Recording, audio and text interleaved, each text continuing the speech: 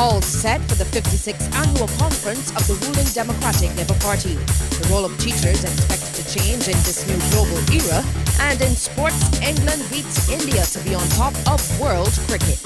With the compliments of Goddard Enterprises, those are the headlines of tonight's edition of the Evening News. Next on CBC. Credible, balanced, committed. This is the CBC Evening News. And a very good evening to you. I'm Lisa Lord with the Saturday, August 13th edition of the CBC Evening News. And our top story tonight: all is set for the 56th annual conference of the ruling Democratic Labour Party next week at its George Street, Belleville headquarters. Conference organiser MP for St Michael West Central James Paul says the event will be spread over 3 days from August 19th to 21st. Prime Minister Frundell Stewart is the only person being returned unopposed for the DLP's internal elections next Saturday. He is set to retain the position as president of the party. Voting day will also see the election of officers and 6 members to serve on the General Council. Now, speaking during the launch of the conference, General Secretary of the DLP, George Pilgrim, announced the positions up for the elections. For the post of Vice President, we have about 14 persons contesting that post. That is obviously a very active post. For the post of General Secretary, we have about 3 persons expressing interest in the post of General Secretary. And for the Assistant Secretary, we have about 6 persons expressing interest. And for the Treasurer, we have about 3 persons expressing interest. Now, under the theme, continuing to make people our priority, Mr. Paul says the conference will start with a gala presentation. He also says that Prime Minister Stewart will announce the 30 candidates to contest the next general election. We want to indicate it's very important. We have completed candidate selection and we will be introducing them to the membership and also, of course, to the general public. This will be done at the start of the leaders' delivery.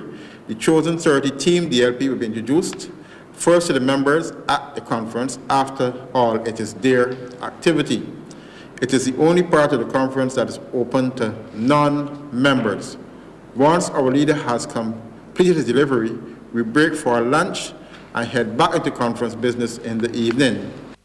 Now, though not revealing the names on the list of candidates, George Pilgrim says those selected are actively involved in the party. These are persons who have been chairmen of branches, who have been campaign managers.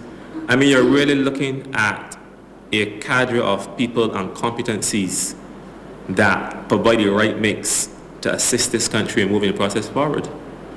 So I think the public will be extremely happy, and the constituencies that these individuals will be representing will be extremely happy with the choices made by the councils of the party. The role of teachers in the classroom will continue to change as the revolution in information and communications technology rolls on. This view from Parliamentary Secretary in the Prime Minister's office, Senator Harry Husbands. He was speaking during the closing and awards ceremony of the 35th Biennial Conference of the Caribbean Teachers Union. Lisa Broom has more.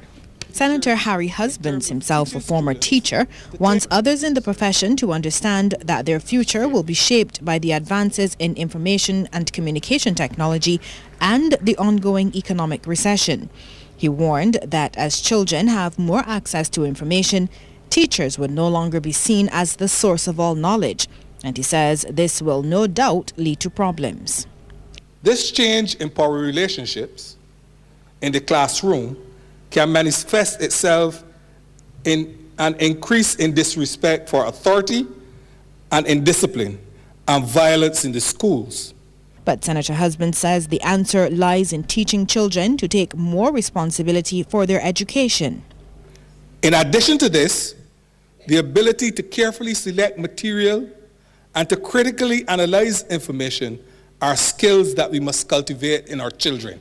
Senator Husbands adds that going forward, teachers will also have to train their students to think like and become entrepreneurs, since this will be the major demand in a post-recession world economy. Meantime, the president of the CUT, Ralston Job, believes teachers are the real heroes in society and should be treated as such.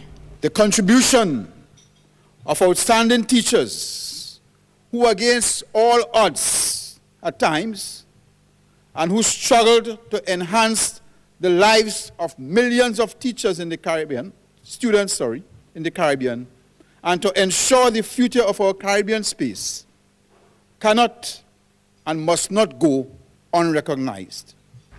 And almost in response to this call, the CUT honored 2 outstanding former teachers for their contribution to education in Barbados. They are Corbin Hines and Victor Hutchinson, both of whom also served with distinction in the Caribbean Teachers Union. Lisa Broom, CBC News.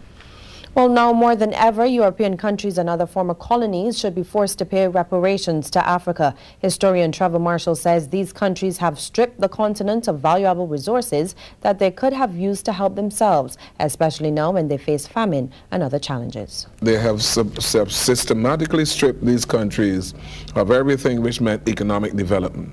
I think all of them, which Belgium, Germany, with Namibia, Portugal, Spain, France, Holland, England, all of them, America, all of them owe Africa a debt. They owe to the African people the obligation of investing in African humanity, in African education, in African people, and bringing them out of that pulverizing poverty, which is an unending circle for Africans. Mr. Marshall, along with Pan-Africanist David Comishong, were guests on CBC TV Presents, focusing on the year for people of African descent. Mr. Comishong says an important feature of the year will be a diaspora conference hosted by the African Union. They'll be actually bringing together in South Africa all of the governments of the African continent, in addition to the governments of the Caribbean, the governments of Latin American countries with significant African populations.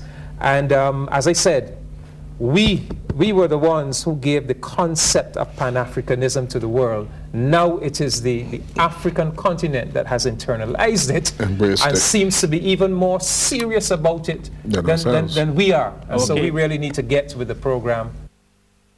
2 elderly people are now nursing injuries after an accident between a minibus and a car on Holders Hill in St. James earlier today. Driver Owen Johnson, 65 years, complained of pains to the neck, chest and right arm. His 77-year-old wife Myrtle, who was also a passenger in the car, complained of pain to the right shoulder. The couple live at Matthews Drive in Holders Hill. Tyrone Green of Upper Carlton, St. James, was driving the minibus. The accident occurred around 2:30 this afternoon. A veteran calypsonian releases his 2nd album. That story and more right here ahead on the CBC Evening News.